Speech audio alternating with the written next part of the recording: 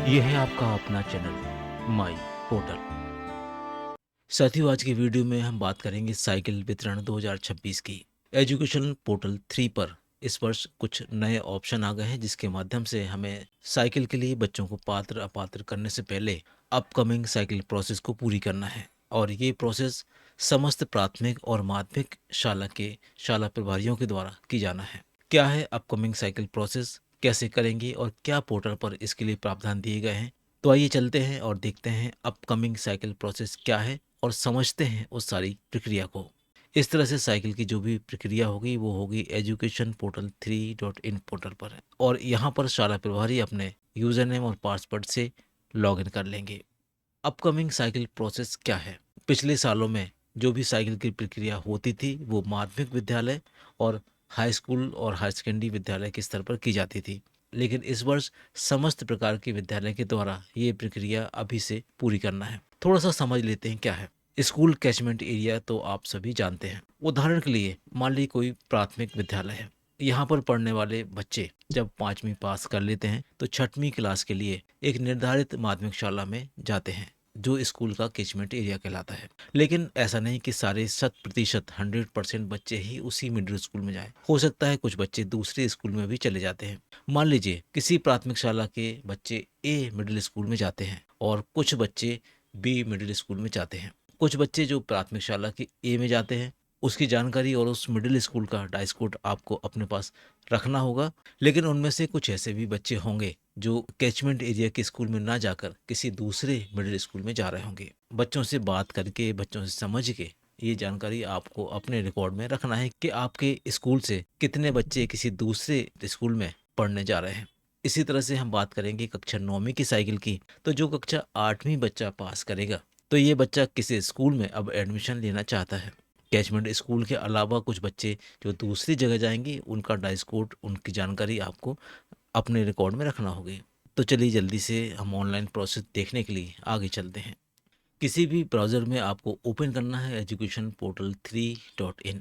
इसको आप डेस्कटॉप पे, लैपटॉप पे, मोबाइल पर, टैबलेट पर, किसी पर भी ओपन करेंगे आपको लगभग यही इन्वायरमेंट दिखाई देगा। अब इसमें आपको जाना है ERP लॉगिन के अंदर। यहाँ पहुँचने के बाद आपको अपने विद्यालय का यूडाइस कोड और पासवर्ड एंटर करना है। लॉगिन बटन क्लिक कर लेते हैं। लॉगिन हो जाने के बाद आपको पहुंचना है स्कीम मैनेजमेंट ऑप्शन के अंदर, और यहाँ पर आपको मिलेगा साइकिल डिस्ट्रीब्यूशन का पहला ऑप्शन। इसको भी हम एक बार क्लिक करके ओपन कर लेते हैं। जैसे ही आप इसको क्लिक करेंगे तो आपके सामने दो नए ऑप्शन 26-27 के लिए अपीयर हो गए हैं, दिखने लगे हैं। पहला अपकमिंग साइकिल डिस्ट्रीब्यूशन 26-27 और साइकिल वेरिफिकेशन रिपोर्ट 26-27। यहाँ पहुँचने के बाद आपके पास एकेडमिक ईयर आएगा और क्लास आपको यहाँ पर दिखाई दे रही होगी। कहने का तात्पर्य ये है कि जो भी कक्षा 6 की साइकिल होंगी उसमें आपको क्लास 5 सेलेक्ट करना है, और जो कक्षा 9 की साइकिल होगी उसके लिए आपको क्लास 8 को यहाँ पर सेलेक्ट करना है। हमने जिस पासवर्ड को लॉगिन किया है वो मिडिल स्कूल का है, इसलिए हम क्लास 8 यहाँ पर सेलेक्ट कर लेते हैं।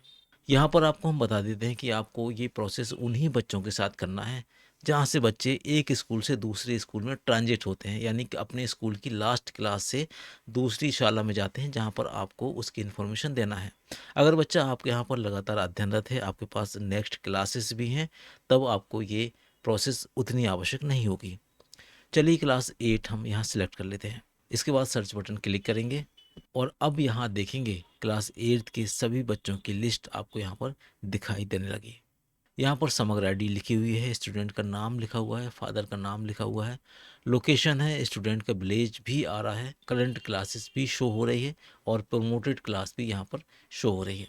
इसके साथ साथ एक चेक बॉक्स भी यहाँ पर दिया गया है। आप उसका कैसे यूज़ करेंगे वो भी हम आपको बता देते हैं। तो चलिए आपको बता देते हैं अपकमिंग स्टेटस कैसे भरेंगे। आपके विद्यालय में कोई बच्चा पढ़ रहा था, अब अगली क्लास आपके स्कूल में नहीं है, उसके लिए उसको किसी दूसरे स्कूल में जाकर दाखिला लेना पड़ेगा, एडमिशन लेना पड़ेगा। इसके साथ आप बच्चे से भी पूछ सकते हैं कि वो अगली क्लास किस स्कूल में पढ़ेगा। मान लीजिए हम पहले बच्चे की इन्फॉर्मेशन यहाँ फिलअप कर रहे हैं, भर रहे हैं, आप उसके सामने उसका टिक लगा दीजिए और इसके बाद आप नीचे जाएंगे तो देखेंगे लिखा हुआ है कि ये बच्चा किस स्कूल में एडमिशन लेगा। आप यहाँ पर उस स्कूल का डाइस कोड भरेंगे। जैसे ही आप यूडाइस कोड डालकर सर्च करेंगे तो यहाँ पे उस स्कूल का नाम आपको डिस्प्ले होने लगेगा। इसके बाद आप सबमिट करेंगे तो यहाँ पर सबसे पहले कंफर्मेशन का एक मैसेज आपको प्राप्त होगा और जैसे ही आप इसको कंफर्म करेंगे तो ये सक्सेस का एक मैसेज आ जाएगा। और इसी तरह से अगर आपके सारे बच्चे किसी एक विशेष कैचमेंट एरिया में जा रहे हैं तो आप यहाँ पर सिलेक्ट ऑल भी कर सकते हैं। और अगर आप कस्टमाइज करना चाहते हैं किसी एक स्कूल में जितने बच्चे जा रहे हैं के आधार पर टिक लगा लीजिए और फिर लास्ट में जाके आप यूडाइस कोड डालेंगे तो ये सारे के सारे बच्चे वहाँ पर शिफ्ट हो जाएंगे और जो आपकी सूची है, जो आपकी लिस्ट है, इसमें से वो बच्चे कम हो जाएंगे।